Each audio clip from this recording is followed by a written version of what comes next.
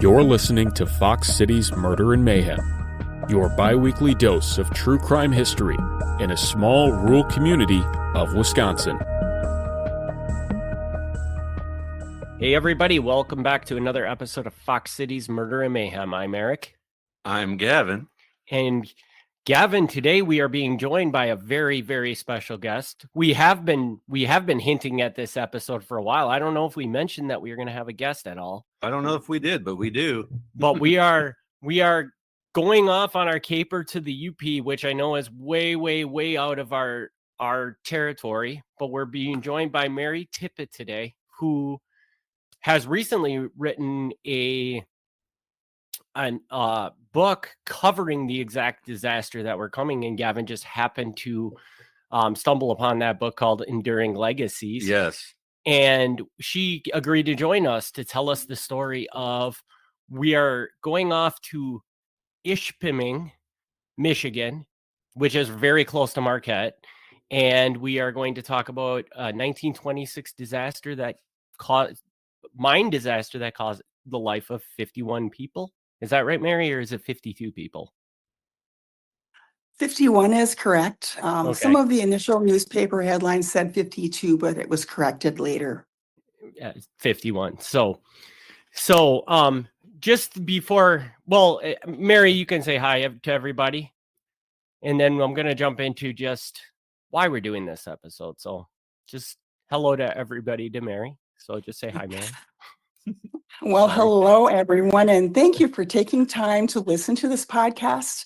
I'm really excited to be here today, very delighted to be able to talk about the people who survived this tragedy and what happened in their lives. And those stories continue for more than a century. Yes. So thank you, Mary. And the reason we're doing this story today, obviously it's well out of our territory, but I like to consider, and Mary, you may find this very surprising, but I consider Ishpeming to be my second home. I, for many, many years, would travel to Marquette, and one year we just we could not find a place to stay in Marquette. So I'm like, well, there's this town, Ishpeming, that's right by that I can get an Airbnb at. You want to stay here? And my wife's like, sure, we can try that. And ever since that trip, we've never gone back to Marquette. We've always just gone to Ishpeming. So, that's heartwarming. Yeah. Just fell deeply in love with the town. I love the fact that the Iron Ore Heritage Trail is there. I'm a big biker, and that love of biking is actually what brought this story on. Is because I assume you're familiar with the Iron Ore Heritage Trail, right, Mary? Oh, yes, I am. I've spent some time on the trail myself. So when I used to bike this trail, I would notice all the old mining buildings and stuff across the way. But the big thing I would always see is all these fenced in areas that said Cliffs Mining Corporation, do not enter, blah, blah, blah. And, being that I'm sure there's plenty of kids out there that are very curious, as well as some older people like me that are very curious, we tend to take a look through these fences and see what we see. And just one in particular, I can remember looking in, and it was just a big canyon, and down at the bottom of the canyon is just filled with water. And I was like, man, this is like one of the most beautiful things I've ever seen. And I'm like, but why is all this closed off and nobody can go into it? And one day when I was biking, I just decided something happened here. And so I started looking up the history of Ishpeming, and I learned about this disaster. And I'm like, okay, are these the old caves that maybe caved in when this thing happened? Which, from the research I've done now, it doesn't seem like I'm accurate on that. But it got me to discover this disaster. And I'm like, being that we do this podcast, I'm like, oh, this is perfect for one of our podcast episodes. So that's kind of why we're sitting here today. So, Mary, can you confirm it for me? I'm assuming, from what I gathered, the actual site is quite a ways away from where I'm looking at. But am I on board with any of that, or is that just old mines along the Heritage Trail?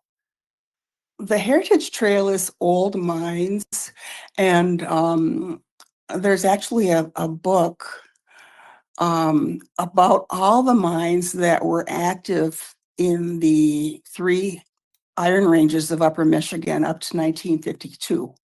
I don't know all their names. I know many of them. Nagani had many, many mines. And even at the time of the Barnes-Hecker tragedy, there were 21 active iron ore mines in Marquette County. And because the ore, the hematite, was considered to be soft ore, it happened to occur in places that had a lot of water, encased in the soil. And so the mining method called top slicing and sublevel caving that was used in these soft ore mines was intended to gradually bring the surface down once the ore was mined out. So if you imagine an underground apartment complex and you're taking all the contents of the top floor, you're filling it with logs, blasting it down and going down the next level, filling it, mining out the ore, filling it with logs and so forth, and blasting it down. So over time, as the blasted earth kind of compacted down, it was known that the ground on the surface would come down too. But they took precautions and moved buildings away from areas where caving was predicted to be, because everything nice of above them. and underground. Pardon me? I said, well, that was nice of them. Let's not build a building on top of something that we know is going to cave in. Well, and the thing is, it's kind of the opposite. The buildings and things existed, and the mining progressed underneath. So the precaution was to prevent damage to people's homes and to move people out of places that would be dangerous, because this iron range, even when I was growing up, had many active underground iron mines. Some of the mines had harder ore, like Cliff's Shaft, which is, if you're familiar with Cliff's Shaft Mine Museum, that mine had harder ore. And so it could be mined by a system called stoping, where large caverns could be opened up. But that wasn't the case with places like Barnes-Hecker, because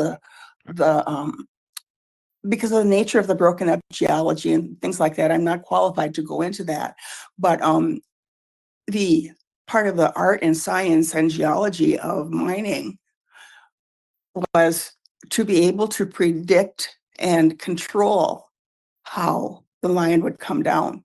At the Barnes-Hecker, the difference was that it wasn't predicted to have any of that happen for a long time.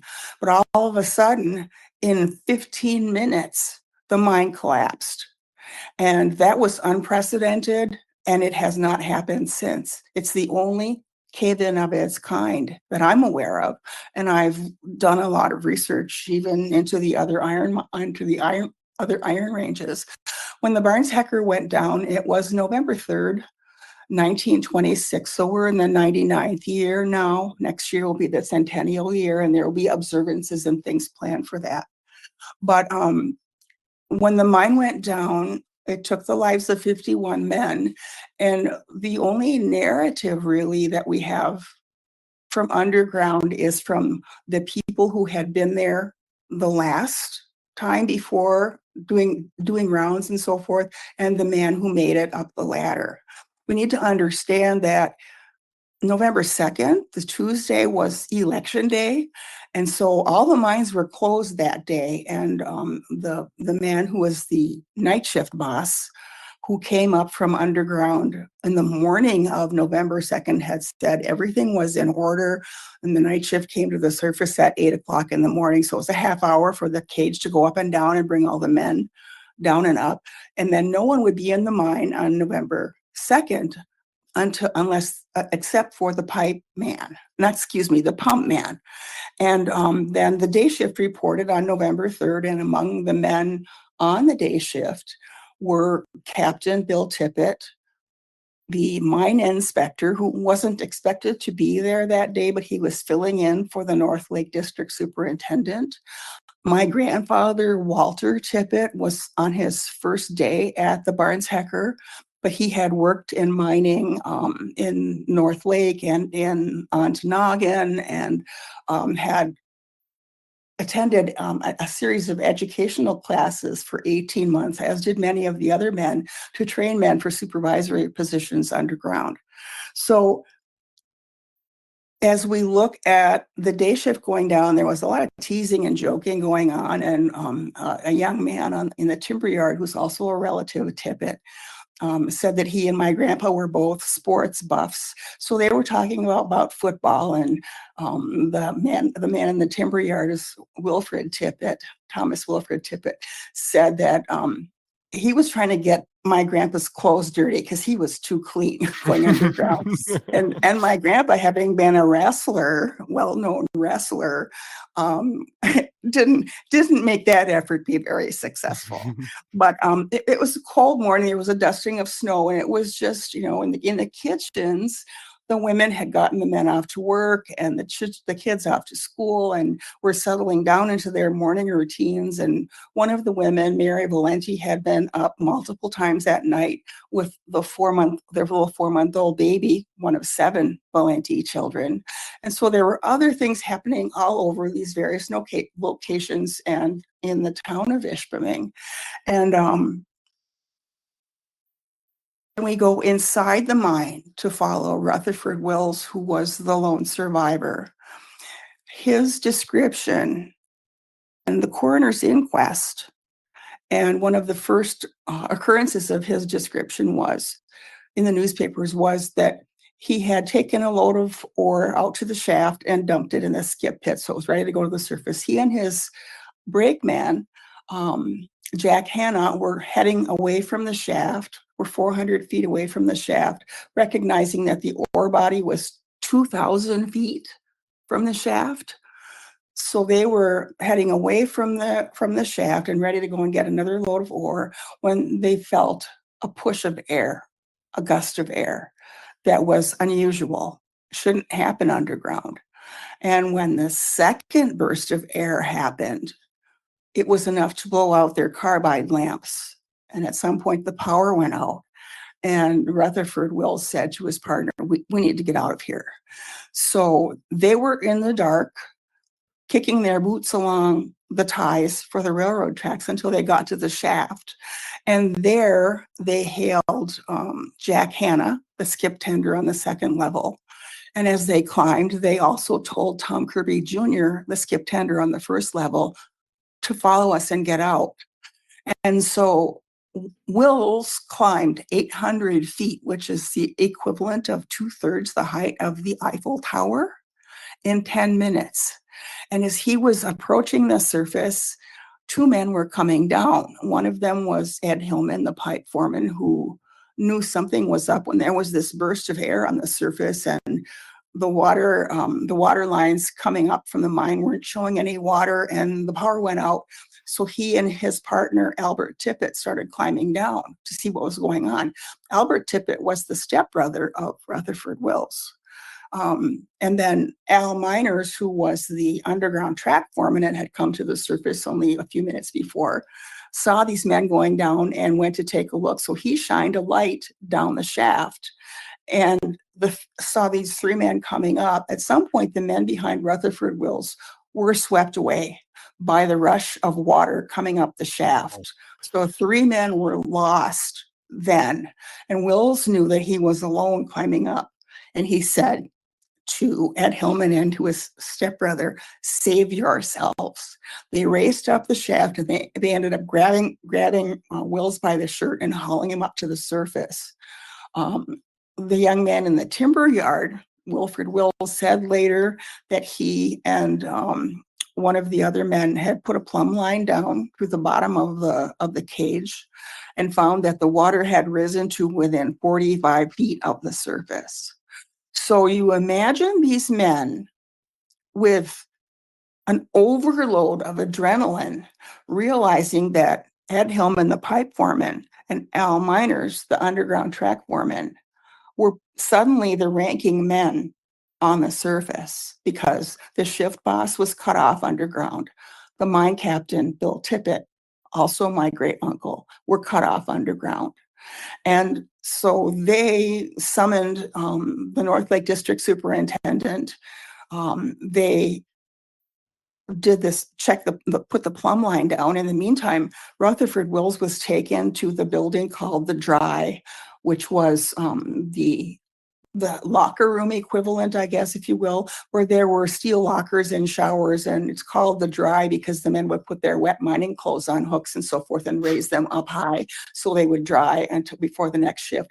But the Dry also had a dedicated first aid room, and the Dry man, Jack Wills, my step-great-grandpa, was the Dry man, and he was also in charge of the first aid station.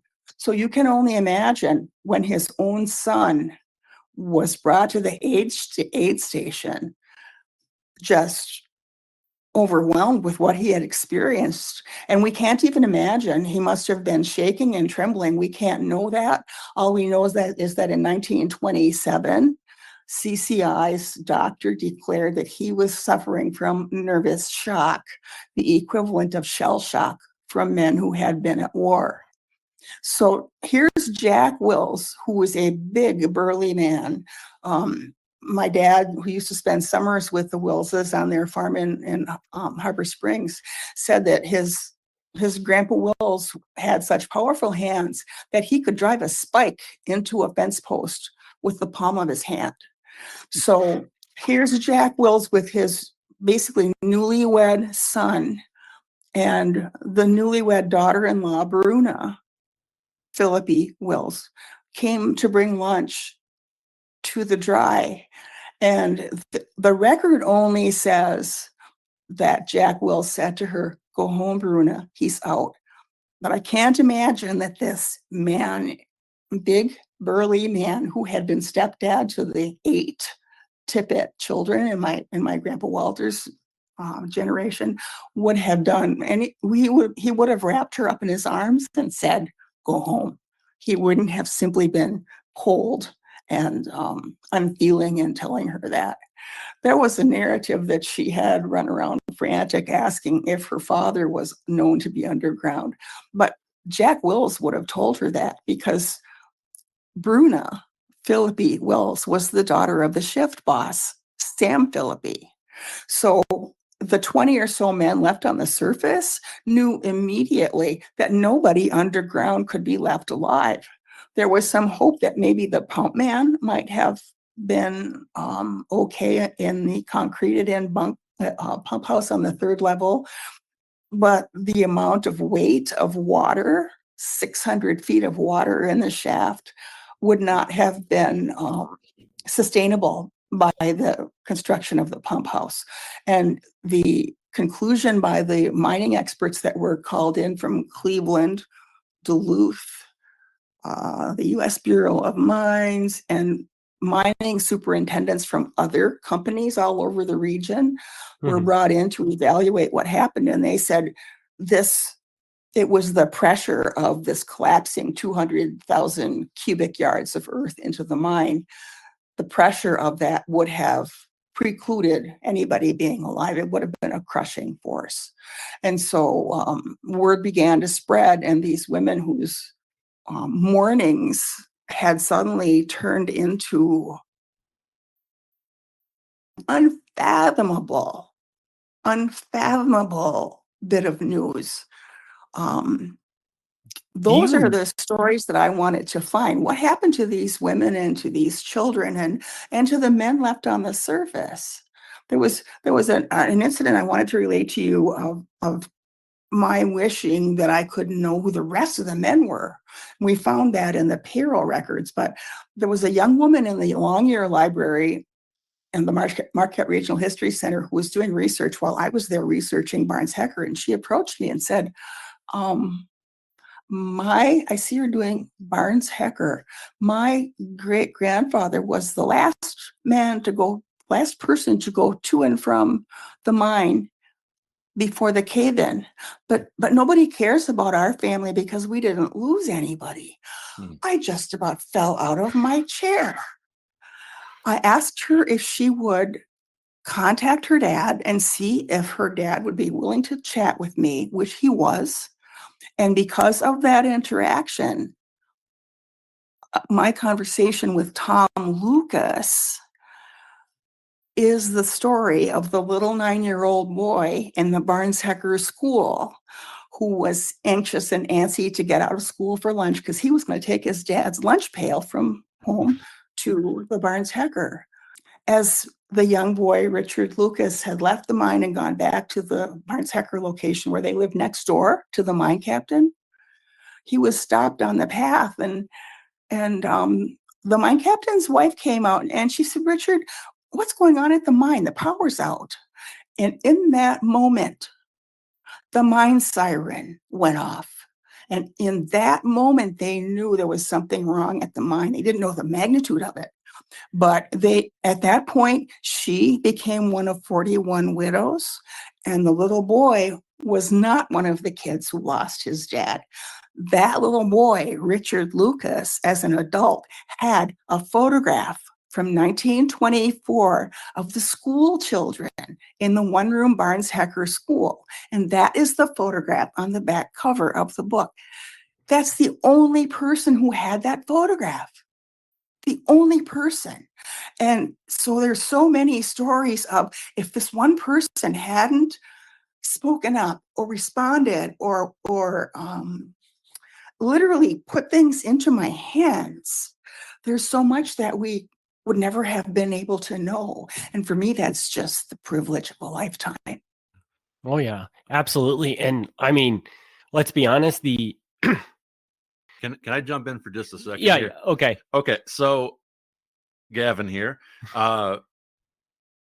Most of the time on this podcast, it's just me and Eric talking, and I think Eric neglected to do something very important early on in this episode. What did I forget to do? I don't think you said the name of the book.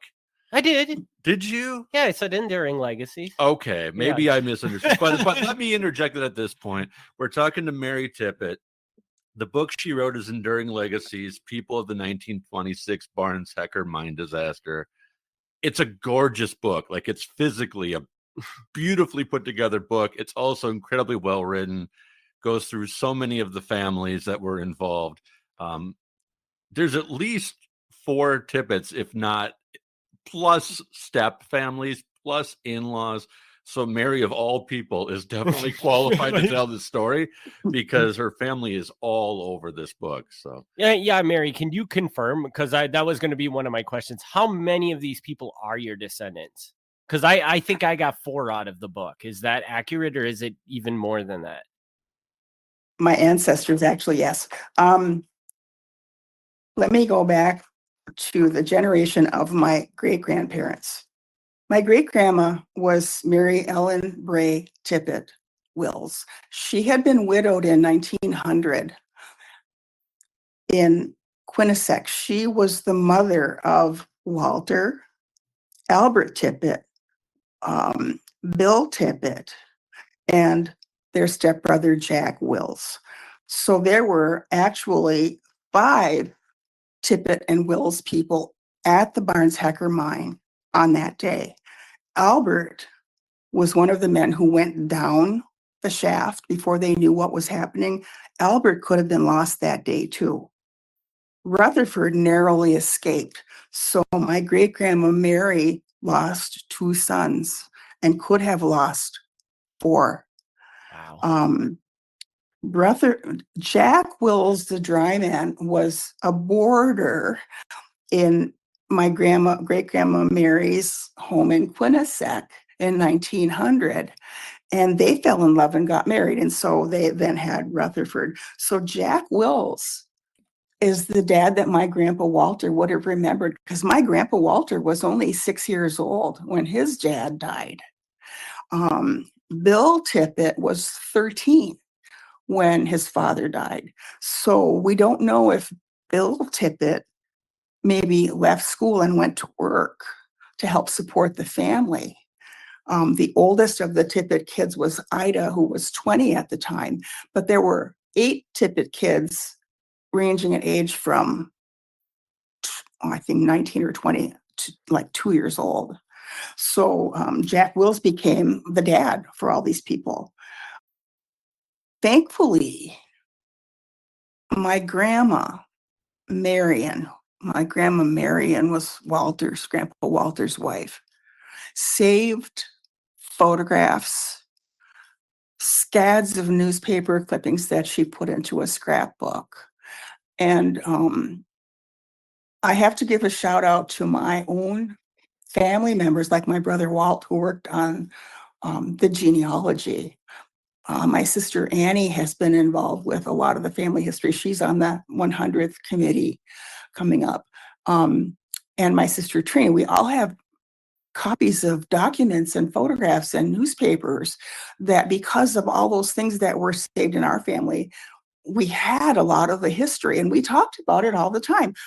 I lived in the home I grew up in, and my grandma Marion was just on the other side of the block.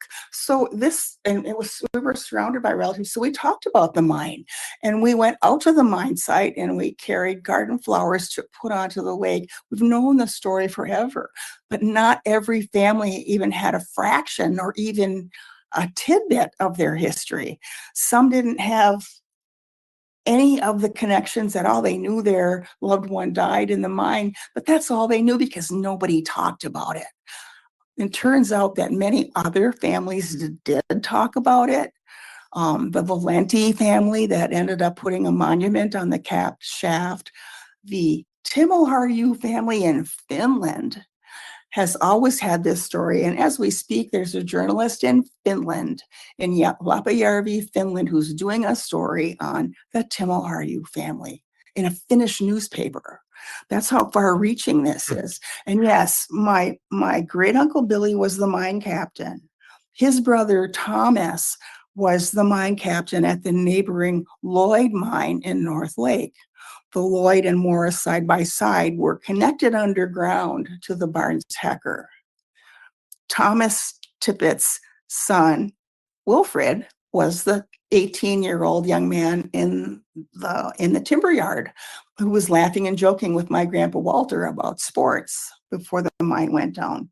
So there's another brother that was the captain of the White Pine mine. So yeah, there are a lot of Tippetts, and the person that contacted me over the weekend, I had to go back through, and we found out we have common ancestors. And so, as Troy Henderson said in the intro to the book, this is an expanding story, and oh my gosh, is it ever expanding? It's just so yeah, I didn't realize myself how central the Tippetts and Willses were to the whole story until I started doing a lot of digging.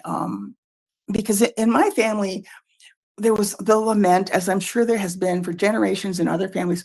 Gee, I wish somebody would have thought to ask so-and-so and such this or that or the other. And that lament was heard in my generation, which is the grandchildren.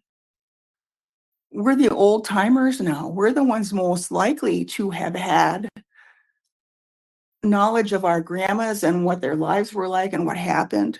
But it goes farther than that. In fact, one of the most unlikely connections in the book is that I had posted a photograph on Facebook of Tippett people by the monument, the Ely Township monument, and asked who the young man was that was pointing at the monument.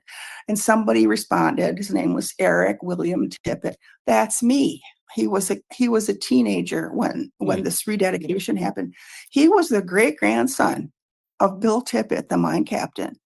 And so through these people who were persistent, we have the story of the mine captain, the mine inspector, the man who died on his first day, the lone survivor, and other documents give us other people that were equally remarkable. In the Kirby family, Tom Kirby Jr., who was the skip tender on the first level, his father, Tom Kirby Sr., was one of the men who was recovered from an underground passageway called a drift, the connecting drift between the Barnes Hecker and the Morris mine. Father and son, Tom Kirby Sr. and Tom Kirby Jr. Tom Kirby Sr. was recovered on the day of the tragedy, but it was several days later that Tom Kirby Jr. was recovered. And the family waited to conduct the funeral until the hope that they could recover Tom Kirby Jr., which they did. And so the funeral was then held at the Kirby home on 3rd Street in Ishpeming because someone in the family had a contagious illness. But the newspaper reported there were 1,000 cars up and down 3rd Street and the adjoining streets for that funeral in the home. So another really poignant story of one of the men who was recovered from the connecting drift is Nels Hill, who was not identified correctly at the outset. And on top of that, the newspaper, the Mining Journal reporter, as you think about these reporters too, and the telegraph operators who were called in to telegraph all over the country, and the phone company operators who were called in to do extra shifts, there were people community-wide who were involved in this. The American Red Cross telegraphed from St. Louis, and there were scads of people involved. We look at the story of Nels Hill, and her chapter starts that she found herself in the back seat of a car with her 2 little sons. In front of them was the hearse carrying her husband. There had been a triple funeral at the Finnish Lutheran Church that morning, and there was a long cortege of vehicles with these 3 hearses and all the mourners. Somewhere along the way, a car took a wrong turn, and a reporter who couldn't have known that he was not reporting the whole story at the time reported that May Hill was bereft with not a friend or family member to support her. But what had actually happened was that someone had taken a wrong turn, and the newspaper printed a correction saying that there were 60 cars in that procession that were there to support May LaParche Hill. She was from the nearby location of Diorite, so she had a large family. Her father and brother worked at the Barnes Hecker, but they weren't on duty that day. So they're just webs of connections that go everywhere. It's so crazy. Yeah, I'm gonna ask a question. This is Eric and I talked about this. Maybe this was the question you were going to ask, Eric, but I got to get it out of the way. It's been bothering me for months now. Mary, I don't know how much you know about mining as far as like the actual, how it works and all that. Mm-hmm. But apparently the Barnes Hecker mine was built under a lake, and I thought that was really strange, but apparently it's not uncommon. Do you know about that? I do know that story, and I can tell you that is one of the fragments that is not true. Okay. Even the Milwaukee Journal published a diagram that said the mine was under a lake. There were also stories that it was built under a swamp, neither of which is true. It was no secret, and in fact, reported in the 1918 Ishpeming iron ore that there was 184 feet of quicksand in the vicinity of the ore body. The nearby Morris mine shaft had been sunk through quicksand using the caisson method by a company based in New York called the Foundation Company. The Foundation Company also sank the shaft for a mine near Gwyn called the Swansea mine. So they also were going through swamp. The inquest testimony, and yes, I do know quite a lot. Although I'm not a mining person, I'm a thorough researcher, and I've been at this for a long time. Understandable. Yeah. The inquest testimony, including the testimony of the state geologist, was that it was known from the beginning that the S.R. Elliott, the engineer, said, we knew we were mining under heavy ground, meaning a lot of water in the surface area. But the nearby North Lake that had been pretty close to the Barnes Hecker at the outset had been drained in 1922. So 4 years before the tragedy. North Lake was drained. And if you look at a map now, you see a very, very small footprint for North Lake, but initially it was quite large. In addition to that, there was a large drainage ditch that had been constructed so that any water pumped up from underground at Barnes Hecker would be carried away into the Carb River. So in the inquest testimony, S.R. Elliott, the general superintendent, said, if the ground had been too wet, we wouldn't have been able to operate our scrapers, and the chutes would have clogged, the ore chutes that drop the ore down where it could be transported to the shaft.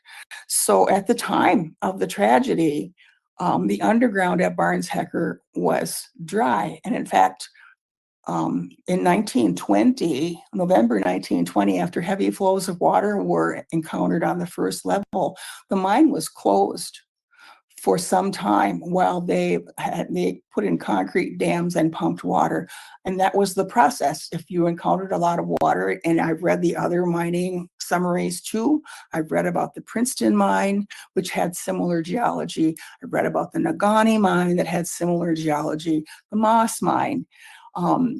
There were management techniques that had evolved to the point where they would erect a concrete dam. They would pump the water out, clear out any sand, because sand runs of liquefied sand were not uncommon in underground mines. And sometimes they could be a flow of ore.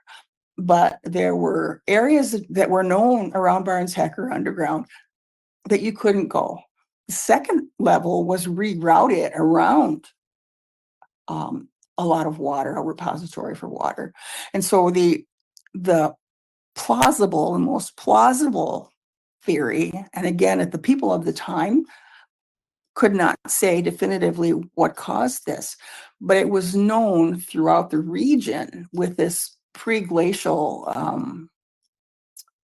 geology, which above the Barnes Hecker was averaging about 230 feet. There was more ore that they could have gone closer to the surface, but they chose not to out of a safety precaution. Throughout all these mines, there was so much that was known that they would erect the dams, pump the water out, and then they could reopen the areas, and they would put in stop log dams, sort of like I'm envisioning like the picture of a garage door opener, so that there were cement tracks on both walls of an area and a repository of large logs that could be dropped down in a hurry if there was known to be a water problem. As a I guess a contrasting example, a contrasting example of the Barnes Hecker in terms of water management was that in 1919, the Princeton mine in the Gwynn area started to have water accumulate to the point that it overwhelmed the pumps on the various levels until it got close to the surface. That happened over the course of 2 weeks, not 15 minutes. 2 weeks. So that mine was closed while the pumping mechanisms were changed from straight gears to herringbone gears so that those pumps could manage the amount of water, and that mine was pumped out and reopened. So this process of having water and having to pump areas out happened at these various mines because that was what they had to do to manage the amount of groundwater. So the thing I wanted to also mention is that it was known, although not defined as a condition at Barnes Hecker, but it was known according to the state geologist that there were cracks and crevices and fissures and openings that were known to be repositories for water that were inherent in the geology of the area. And sometimes coring samples could go down on either side of or narrowly miss such a fissure filled with water. So the only way that it would be discovered is from underground. but the men, the engineers who plotted out the places that were to be blasted and so forth, mapped that all out, and they defined where the blasting was going to take place and so forth. So I do know a lot. I'm very cognizant of how much I don't know. And so I'm hesitant to go into other than what was said and what was documented either in the inquest testimony or in the mine records themselves, because speculation, as you can imagine, has been going on for a century. In one of the files at the Regional History Center, there's a letter from the engineering department at CCI to a man in California who had written a letter to the editor of the local newspaper here, decrying the flawed engineering of the Barnes Hecker. And he was roundly chastised by the Cleveland Cliffs engineering department and said, oh, by the way, there was a 3-ton rock that came up from underground that had to be blasted out of the shaft. And that's documented in the newspaper as well. So as pumping progressed, it was discovered that the water in the mine shaft was connected underground to the water in the cave-in. And that was proven because a piece of a tree root from the cave-in showed up in one of the skips that was bringing water up the shaft of the Barnes Hecker. So they knew that water, the equalization of the water levels in the shaft and the cave-in were a huge factor. Hope persisted until November 20th, when Mr. S.R. Elliott had been really concerned about the safety of the men in the shaft. The bodies of the 3 men climbing with Rutherford Wills had been recovered. There was hope that perhaps they could reach the first level and reach some of the men who would have been trapped there. And Elliott contacted the foundation company in New York, the hydrology company, with whom he had been in contact since the day of the tragedy. And he asked foundation company and then other leading hydrology companies, hydrology and mine stripping companies from around the country to come and look. And when Mr. Adgate came from New York and listened to what Elliott had to say and went to the mine and looked at all the records, he said, you know what I would do? If it were up to me, I wouldn't let those men be in that shaft for one more minute, because you don't know when that water's going to rise again. So Elliott called the mine, ordered the men out of the shaft, and within 20 minutes, the water level rose 80 feet. Wow. And since November 20th, that day when he took the workers out of the shaft, nobody had been in the mine since November 20th. And then the pumping efforts continued in both the lake and the cave-in until the middle of January 11th, when the company finally had to declare the mine abandoned. And so, as I think about my grandma's scrapbook that I mentioned earlier, where she had all these newspaper clippings day after day after day after day. My brother now owns that album, but he let me borrow it so that I could have copies of everything made for my siblings and my mom and dad. And as I was putting those albums together, I thought about my grandma seeing those relentless headlines day after day after day. There was a swamp. No, there wasn't a swamp. So-and-so men were killed. No, not so many. And there were all these rumors that flew around, and even the people who had been at the mine site started to kind of embellish their stories.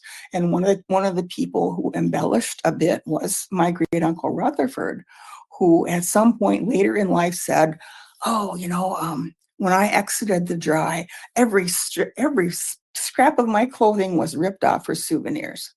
Well, do you think Jack Wills, who could drive a spike through a fence post with his bare hands, would have let anybody touch his son? I don't think so.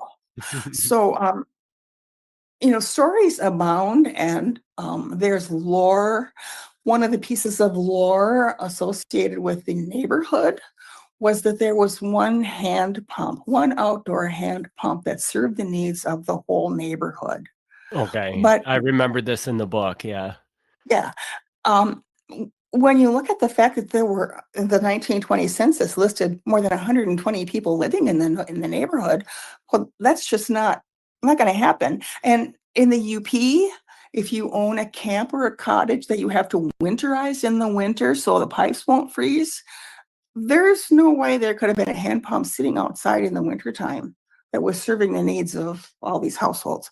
So, but that's the lore, and things that have been handed down have been accepted. One other case in point is the newspapers and their quest to be able to get the stories reported that Richard and his brother George, the two, Richard and George Lampshire, who we now know had given notice, and the third was to be their last day at Barnes Heckard. The newspaper reported that because Richard was a widower who had he had lost his wife in the summer of 1925. Richard was a widower, leaving 4 children. Richard and George Lampshire's sister, Sarah Ellersick, had 4 children. Her husband died. So 2 Lampshires and a brother-in-law, Ellersick, all perished in the tragedy. The newspaper reported that Sarah and her mother would be left to raise Sarah's 4 children and Richard's 4 children. However, it wasn't Mrs. Lampshire who raised the Lampshire children. It was Lena Lampshire, Lena Cowling Lampshire's parents. The woman who had died, was her parents who raised the kids. And oh my goodness, they're related to Tom Kirby Sr. and Tom Kirby Jr. by marriage.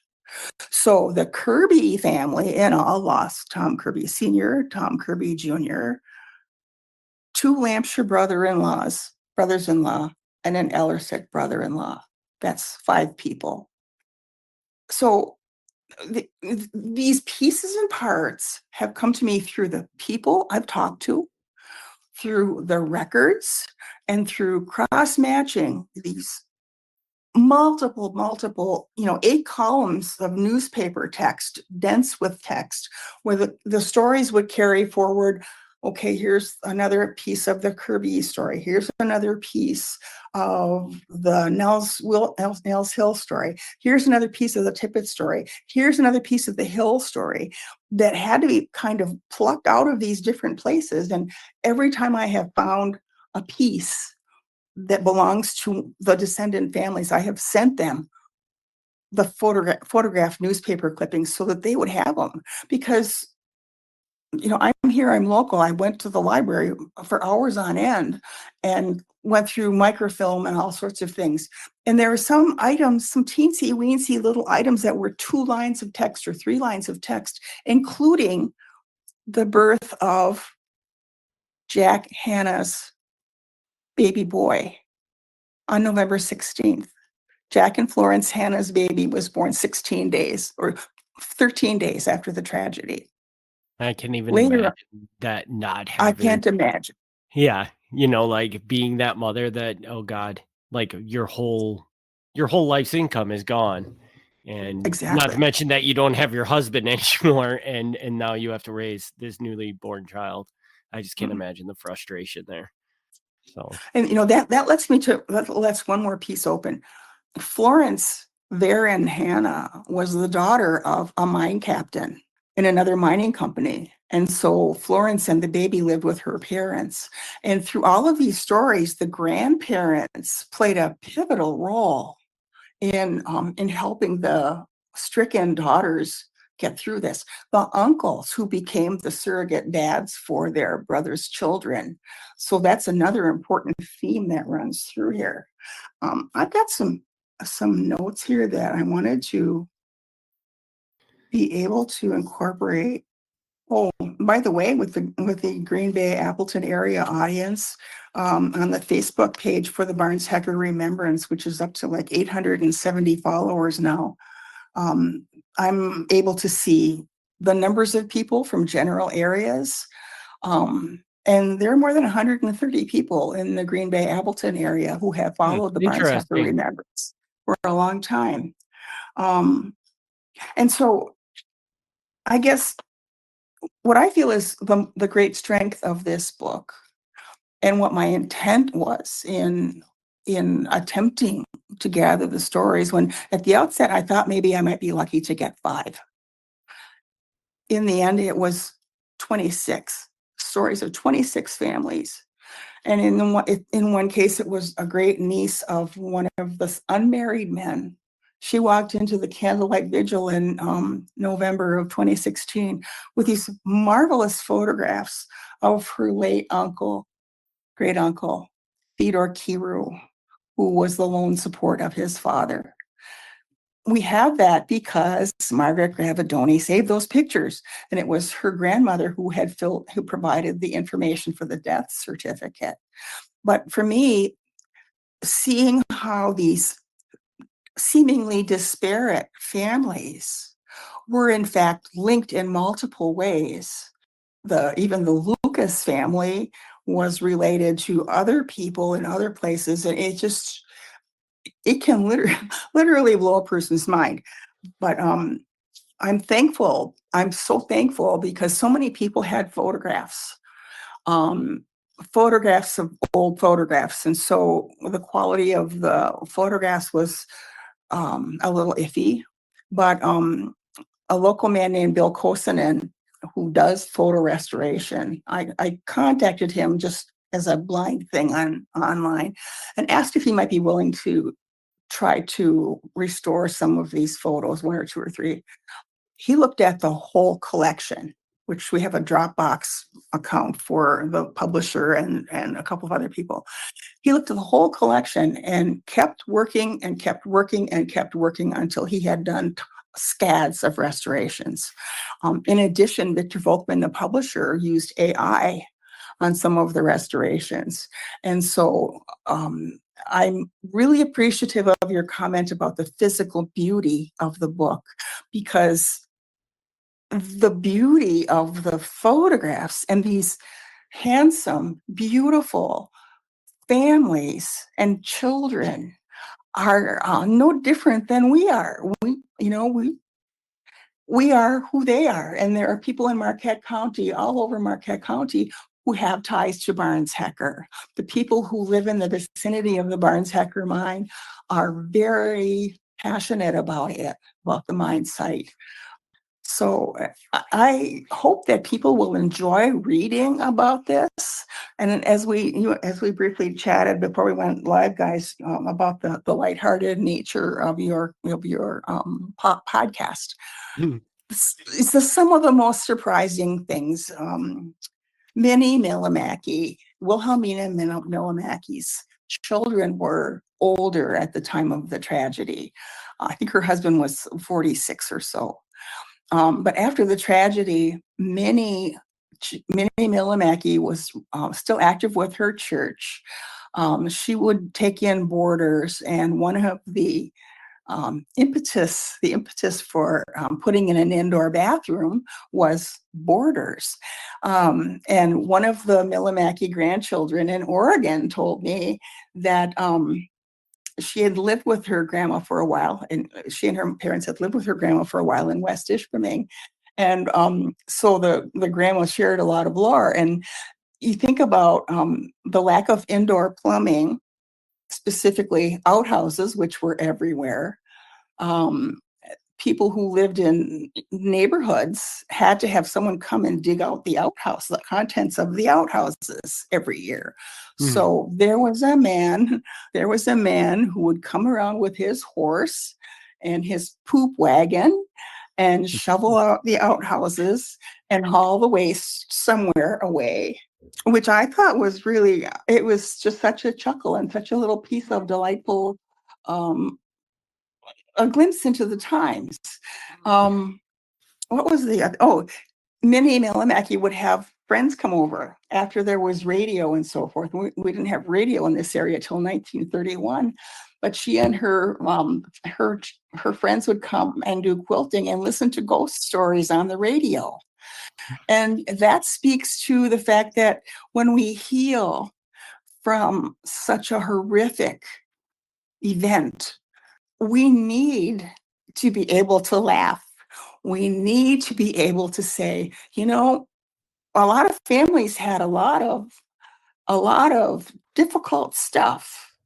A lot of families were discordant and so forth, but that's the way families are.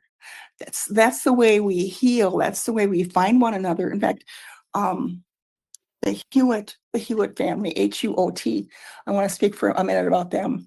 The person that I first spoke to said that since the publication of Tom Friggins's book, No Tears in Heaven, which I believe was 1998, the extended family of Hewitts would have a huge family reunion every 2 years, but there was a missing cousin that they couldn't find. It turned out that that missing cousin had filled out one of the little forms that we provided at the 2016 remembrance activities to say that she was a Hewitt descendant. And all she had was Tom Friggins's book and the video from WNMU Public TV 13 called Memories of a Misfortune. She was the missing member that the Hewitt descendants had been trying to find. Oh, that is amazing. They are connected now. And there were other stories like that where one of the connections I had was a man after the book came out, literally about a week ago, asking, could I please connect with this other person because I'm working on the genealogy? And the other person was delighted to hear from this family member that she never knew. So those private things, those precious private things that, for me, I'm a sidelines person. I connect the people and then I step out. Those to me have been some of the most treasured aspects of doing this work, because my generation, once my generation is gone, who knows? I want to give a shout out also to the rest of the story with the mine captain's great grandson, Eric William Tippett, who's in the book. Eric was a great grandchild. And when at the time of the tragedy, the focus was on the mine captain's daughter, Margaret, who was engaged to Joe Mankey, who died. So Margaret Tippett lost her dad and her fiance, but very little was ever said about the son, Will Tippett, the young son, Will Tippett. I learned from his grandson that when Will Tippett was born, William was born in the early 1900s, he was so tiny that he wasn't believed to be able to survive. His mother wrapped him in, swaddled him into a shoebox. He was so tiny, she swaddled him and put him in a shoebox by the open oven door to keep him warm. By the time that little boy was 5 years old, he had had polio and several surgeries on his legs. And the only reason we know that is because the great-grandson lived with his grandparents when his grandpa, Will Tippett, basically Will Tippett Jr., the names weren't quite the same. And later in life, this little boy who had been 4 years old, 5 years old, and 18 when the mine went down, post-polio syndrome caught up with him and he lost the use of his legs. He had been working with the auto industry, the suppliers in the auto industry in the greater Detroit area. And at that point, Eric William Tippett, who is retired military, I think he's back in the military again, but he lived with his grandparents for 4 years and he lifted his grandfather into and out of bed every day for the last 4 years of his grandfather's life. And that might be a good note to end on, because when I talked to Eric, who prefers to be called Will, baritone voice, and he described his career as soldier, lifetime military guy. I did a FaceTime with him and I asked him what he thought his family's legacy was. And he said he saw it as an event that forced people to think differently about their lives. He said he thought of it as part of the great migration of people from rural to urban areas. It's like a cross-section of America, he said. I can see that. Yeah. Yeah. I mean, that's pretty powerful. That is. That's absolutely. I mean, it's a shifting of generations, economies, the whole thing. Absolutely. That's powerful. So Indeed. And go ahead. for our listeners, you can tell. So Enduring Legacies, as I think the name kind of suggests, you really, instead of focusing so much on the event, you focus on the people that are in the event, which I think is the most beautiful way to do something. And I think every small event like this, especially since, if I'm understanding, and you can correct me on this, Mary, if I'm wrong, the mining industry didn't learn a lot from this whole disaster because they really have no idea how it happened. But we can carry this on, and what the community needs is for these people to be remembered for what happened, I need to interrupt you for a moment on that. I, having read every safety report going back to the inception of the safety department and the reason why they had it, the whole purpose of the safety department was to collect data, to teach miners how to be safe, to ask the men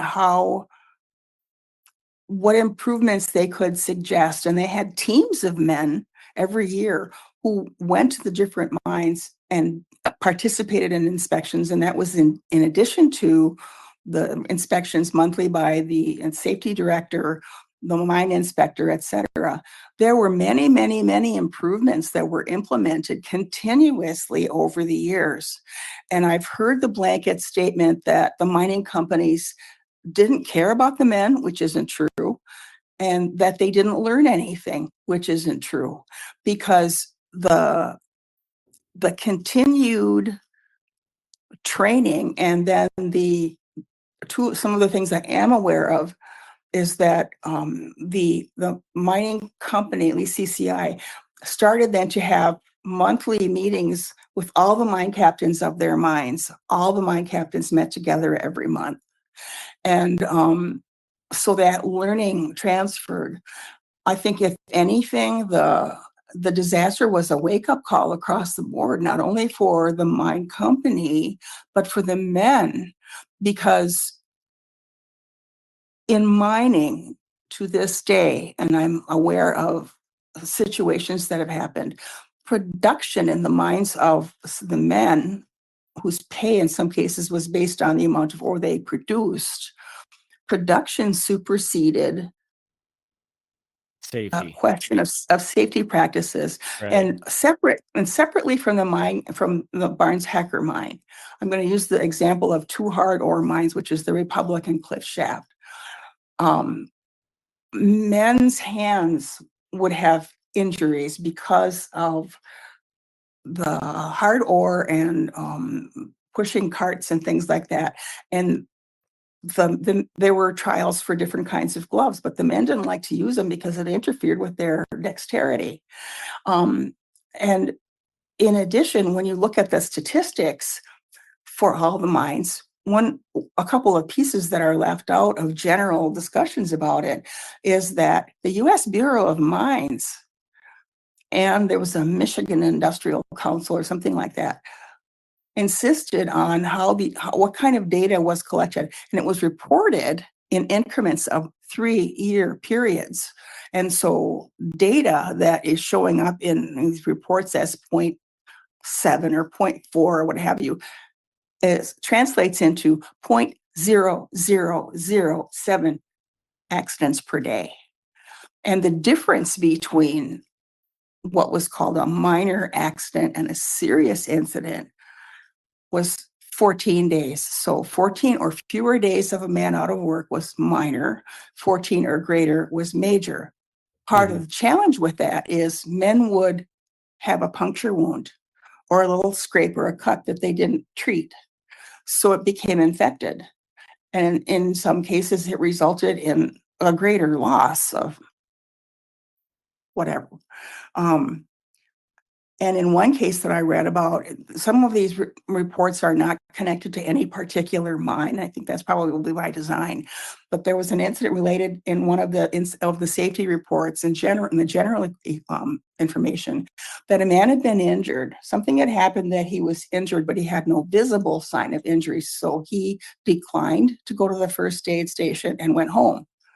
He was encouraged to go to the hospital, declined to do that, and went home. The company sent the company doctor to the man's home and encouraged him to please go to the hospital. The man declined. He died of internal injuries. So the learning that you're referring to is a universal learning process, a universal awakening process to important things. There was another incident that I read about in an unidentified mine about the question of a fall of rock, which was mostly unwitnessed. And in a situation where something was unwitnessed, it could only be listed as a trade risk. There was an incident in one of the records in an unnamed mine that said that after a contract, which is an area designated for a miner and his 3 or 4 people to go into after the blasting was done and start pulling the ore. After the blasting was done, before the engineer and before the shift boss had cleared people to go back into that area and start pulling down the rock, there were 2 men who went into that contract.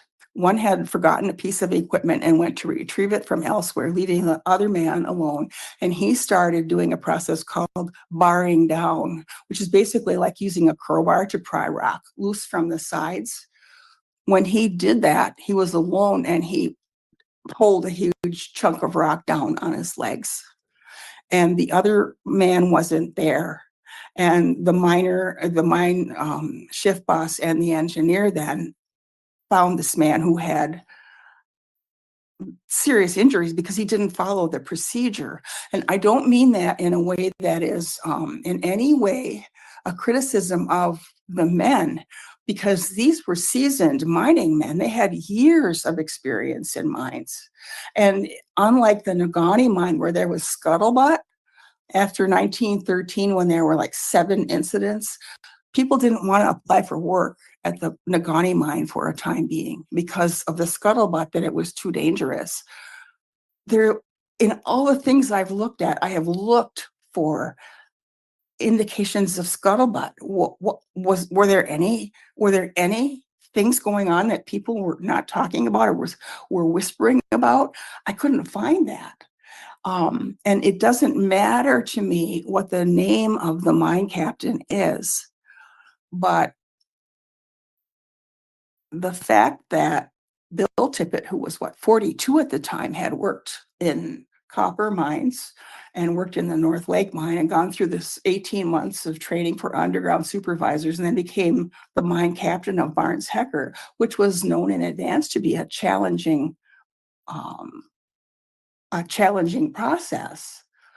These men trusted their mine captain, and he wouldn't have employed his brother Alfred or his brother Walter or friends he had known for a long time. They were members of the Knights of Pythias and things like that. So I really hope that the stories of these men also lifts up their level of skill and helps to say that this is something that happened. It was so unusual that they could not understand how it could have happened.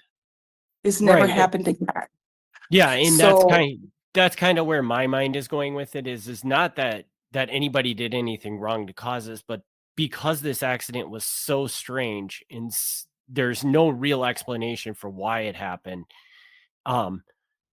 We're kind of left with where the mining industry couldn't learn how to prevent this accident from happening again because we really don't know how it happened. So the best thing that we can do is just remember and celebrate the people that were lost in it. It's kind of Yes, I agree with the celebrating the people that were lost, but I really don't. From what I read about the safety reports after the accident, it isn't that the mining companies didn't learn. There were improvements that were implemented as they were after every incident at every mine. They did learn and they did change practices. One of the things. So One of there the was things something that good positive that came from this. Yes, absolutely. I'll give you two examples. In the succeeding years, and I couldn't give you the dates for these, but it was decided that all of the plats, plats, that were the large areas adjacent to the shaft, all of the plats were painted in white paint, including the edges of doors, so that light could be reflected there, and there would be racks on the wall for pieces of equipment. And the reason for that was in one of the accidents I read about, there's a man called whose job was called lander, like landing a plane. And the way that worked was a large timber would be lowered vertically down through the bottom of the cage, and then the guy on whatever level would have to use this long grappling hook, special tool to grab that timber and pull it in so it could be used for timbering the shafts and things. Well, the right tool had somehow been buried in a pile of stuff. So this one man used something else to try to grab this timber, and it made the timber start to spin and made it harder and harder to try to grab. And this was in it's listed in a specific mine, but I can't remember which one. The man ended up trying to reach too far, and he fell. So other things that happened were the importance of providing electric lighting all the way down all of the main levels. And there are many, many more, but those are two examples that arose probably with roots in the Barnes-Hecker and with other things. After the Barnes-Hecker, the Princeton mine was closed. Princeton mine was the one that had filled with water for 2 years. The Princeton mine was closed. So those kinds of things indicate that practices were changed. And maybe that might be a more accurate term to say practices were changed. Yeah.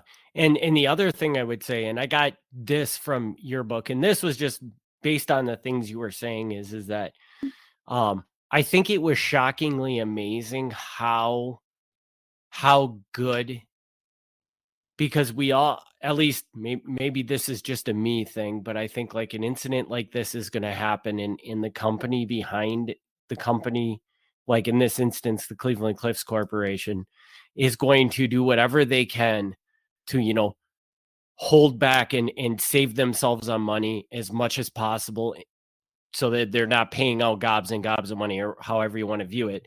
And based on your book, it seemed like the Cliffs Corporation was very good to all the victims of this disaster. They went well out of their way to do whatever they could for the people. And I thought that was really, really a powerful thing to see, because I feel like I would not have expected that. And it seemed like that's very much what they did, which I thought was great. So, yeah. I'm glad you mentioned that. There were people who came into the interviews with me with the belief that nothing was done. And when they learned what actually happened, people literally just sat back in their chairs. I'd like to mention another parallel, maybe situation in terms of corporate life in general, corporate practices in general. In 1924, when my grandpa Walter was the night captain of the Marquette Police Department, and the worst loss of life in the history of the department happened during pursuit of an escaping robber. In that incident, the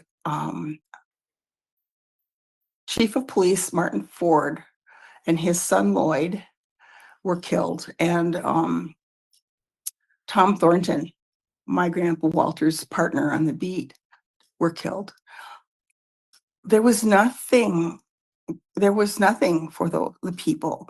What the city of Marquette did was give the operation of the then pavilion at Cliffs at Presque Isle to the widow of Martin Ford. They ran the concessions at the pavilion, but there wasn't a compensation fund of any kind. And I wondered, knowing my grandpa's history, I wondered if his departure from the police force had something to do with the lack of anything for the surviving people. Walter had worked at the North Lake Morris Lloyd mine for a number of years. And at that time, CCI had provided a fund that men could contribute to in the event of something untoward happening. And so there were several men, including Mr. Trudell and my grandpa Walter, who contributed to that fund. And it paid $400 to a surviving family in the event of a terrible accident. But that predated the safety department. And part of the reason for the safety department was to reduce the accidents. By 1914, there was workmen's compensation too. So I appreciate that you're pointing out what the company did. My stance in a lot of this has been to be as careful in my writing as I possibly can, so that known facts are included in the book and unknowns are included in the book, so that the people who were there could speak, the people of the men could speak.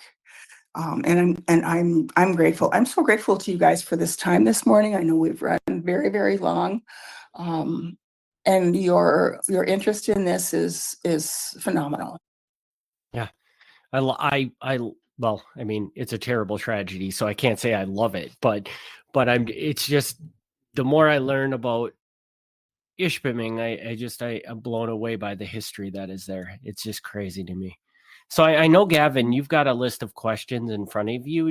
Is there any that you want to get an answer for? Most of them were actually touched on, but I can throw out one more. Okay, yeah. Why don't you hit her with one more question before we get her? Okay, so Mary, this is a little outside of the book, but he was mentioned, so I feel it's relevant. What kind of a response was there from the mayor at the time, K.I. Sawyer? Because that's the one name in the book I actually knew who it was. So I'd love to hear a little bit more about that if you know. That's a really great question. Thank you for asking. K.I. Sawyer was quoted in the New York Times as saying, "We are not forgetting the families of these men." K.I. Sawyer was included in a large meeting that was convened by CCI on the afternoon of the tragedy. CCI marshaled everybody that it could from all the offices, including K.I. Sawyer, to visit all of the households of every man that was on duty that day, not just the lost men, but every man on duty. And he put out a notice requesting help from the community in providing vehicles for the funerals of the 10 recovered men, and requesting help to have enough hearses for particularly the finished funeral of 3 men. So his hand is there.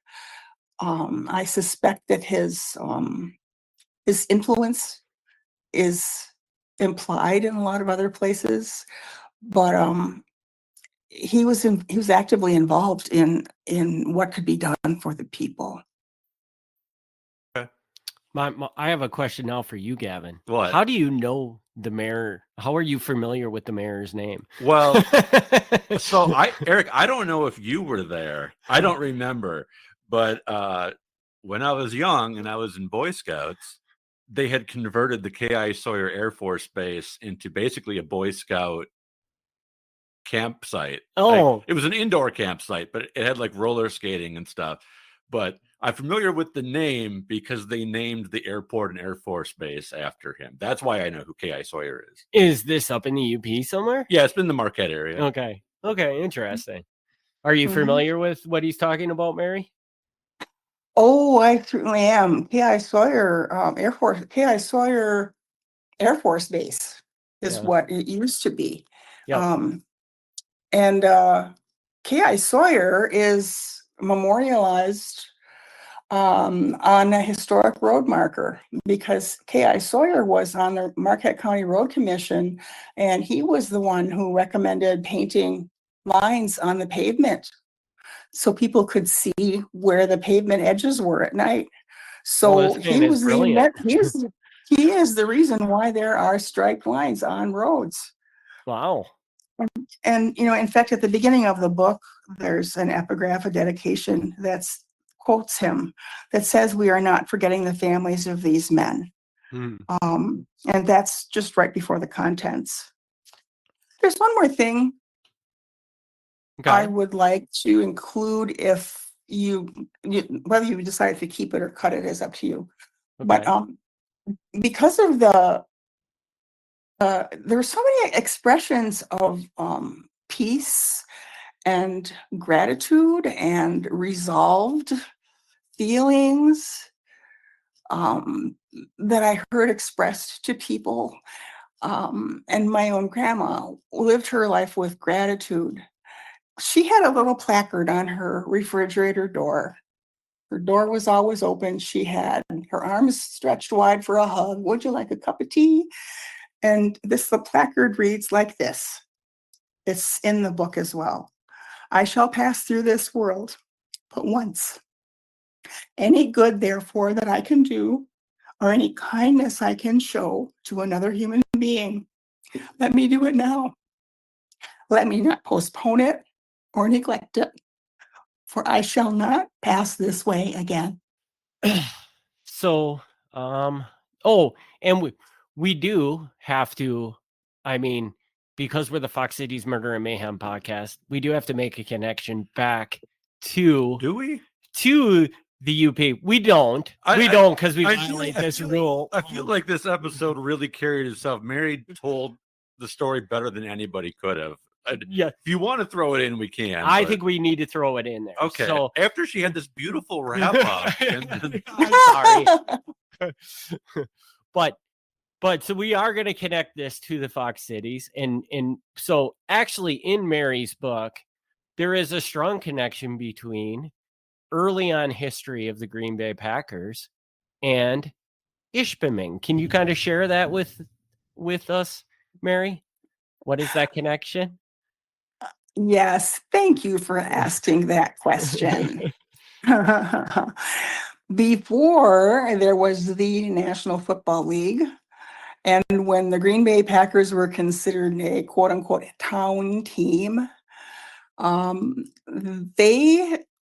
Green Bay Packers took on a lot of the recreational football teams in the UP, because you imagine that a lot of the men on these football teams had their Sundays off and they liked to play football.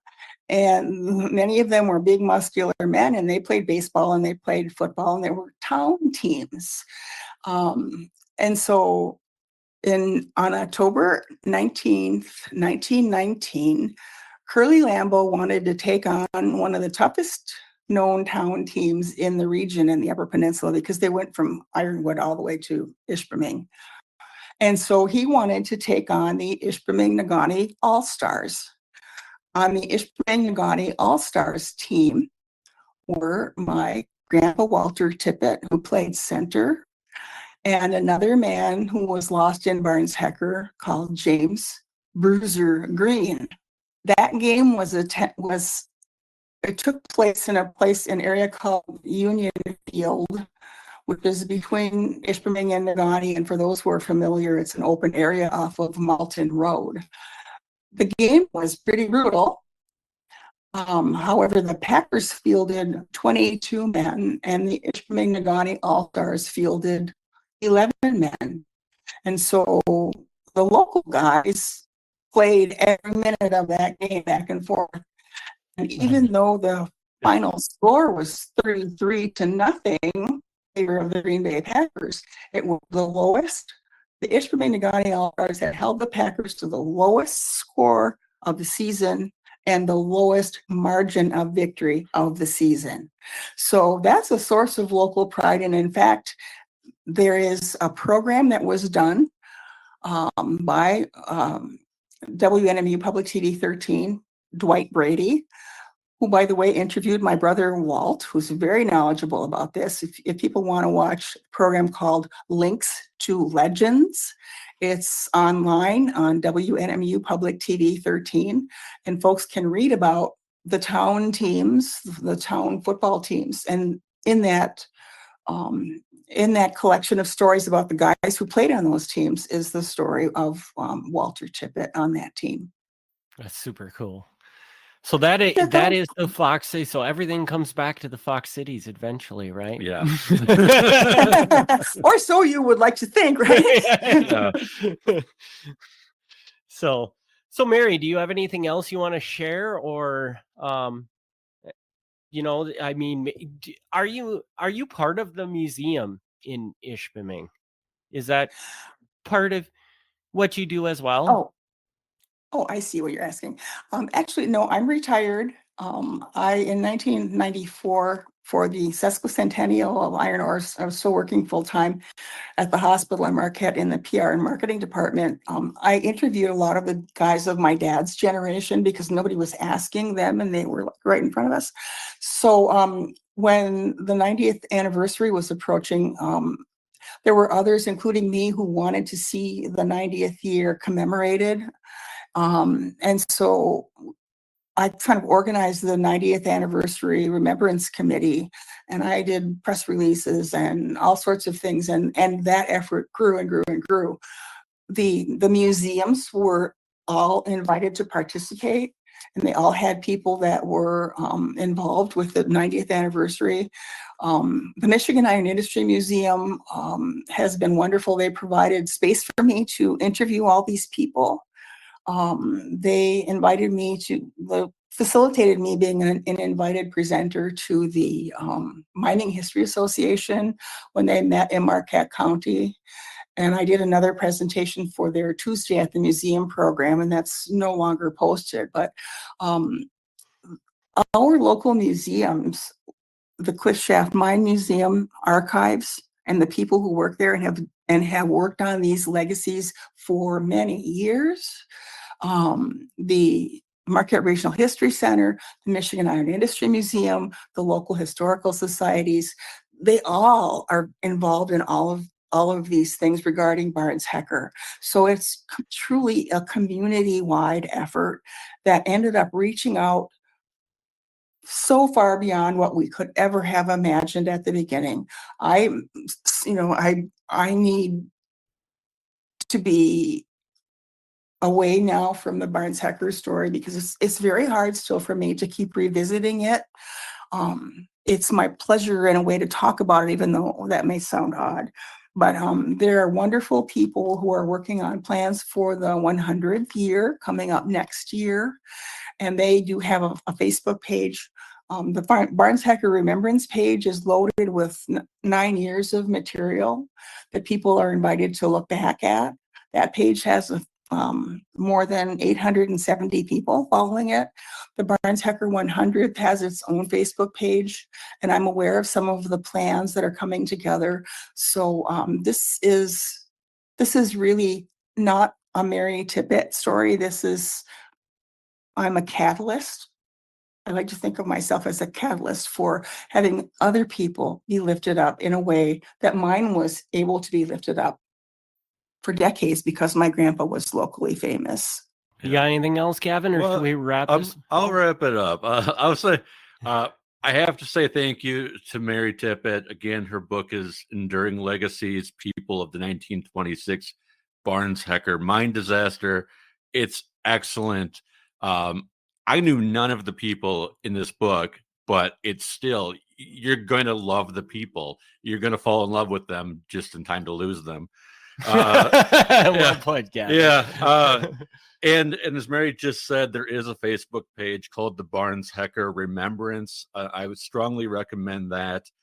They recently posted a schedule of cemetery tours they'll be doing next year. And with 2026 being 100 years of since the disaster, I imagine there's going to be a whole variety of things going on throughout the year. So definitely people should check that out and make sure that if they're going to be in the UP or already live in the UP, they know what's going on. Yeah. And we want to thank you again, Mary, for joining us, telling this story, because I hope everybody enjoys it as much as I do. I mean, I love it because I love the place, but hopefully maybe we'll get a whole clan of people that just love Ishpeming after this. So that's my dream. Yeah. So I like Ontonagon. I'll be others. Thank you guys so very much for inviting me. My heart is grateful, and I hope that the people who read the book and the people who follow the now Barnes Hecker 100 Facebook page will do that. And thank you. This has been a wonderful experience. Thank you very much. Thank you, Mary. And with that, we will wrap this episode up. We want to thank everybody for tuning in, and we will be back in 2 weeks with another episode. Thanks again for tuning in. Thanks for tuning in to Fox Cities Murder and Mayhem. Join us in 2 weeks for another exciting episode of Murder and Mayhem.